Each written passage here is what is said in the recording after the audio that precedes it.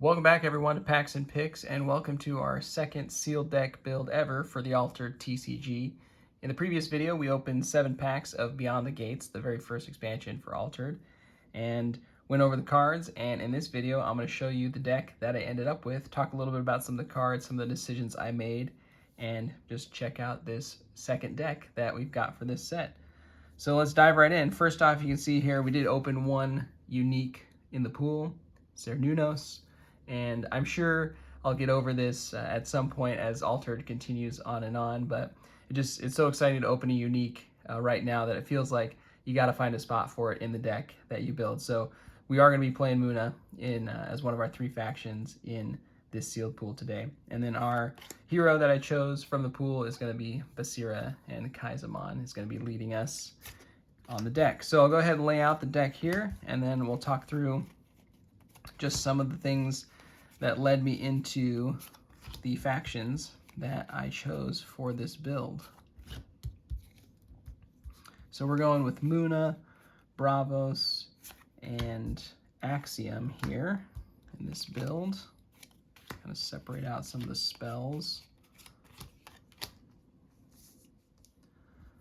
All right, so we'll clean these up a little bit.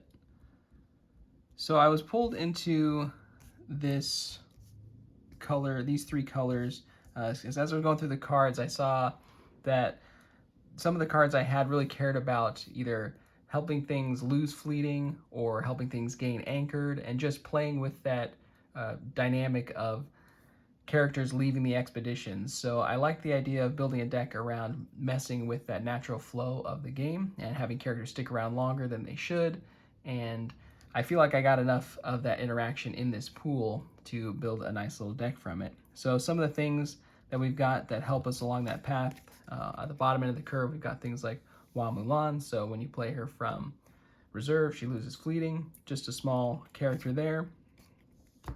In the 3-drop slots, we've got a handful of things like the Dracena here, gains anchored, small creature, but then at noon gains a boost. You got the Bravos Vanguard. You can have another character lose fleeting and gain a boost. We've got the Muna Druid, and when you discard it from reserve, you can give something anchored. Sun Wukong, this is a rare that I really like. So when played from reserve, it gains 2 boosts and loses fleeting. So I really like this card, and I really wanted to play with this. Some other things we've got down here. We've got Helping Hand. So target character gains a boost and loses fleeting. So in combination of helping things lose fleeting or gain anchored, stick around longer, we've also got boosts, which I really like as well, mostly coming out of Bravos, but just the idea of playing something from reserve, making it lose fleeting, and then boosting it up some more seems like a nice little synergy combo to play around with. As far as some of the removal or interaction that we've got, we do have just a handful of things. We've got Intimidation here to get rid of some medium or small-ish creatures. We've got the Keylon Burst, and we've got a Cloth Cocoon. So if there was a gap in this deck, is the kind of direct removal of some cards. We have some Sabotage out here in our characters, but really not a lot of out-of-hand reaching out and discarding characters or pushing things into reserve. But that's an all right gap to have, I think, to build around. And then as far as our unique goes, we're not really playing around with the unique's ability too much. So Cernuno says, when another character joins your expeditions, you may put a card from your hand in reserve. If you do, it gains 2 boosts. So on a smaller cost unit or smaller cost character, this would be pretty powerful, because you could maybe play this at 3 cost and play another 3, and then it would get you some value. But I see this being really helpful for things that are making a lot of the tokens out there. So those 1/1/1 recruits or some brass bugs. We didn't have a lot of that in this pool. This would pair really well with like a permanent that gets you a recruit every turn, something like that. But still, I figured a 6-cost 5/5/5, 4 out of reserve. And maybe later in the game, we'll get some value with some incidental token that's floating around. So not so much value here on the top end. And then I did put a Shenlong here just to have a big fatty at the top end to help us win some of the late game challenges.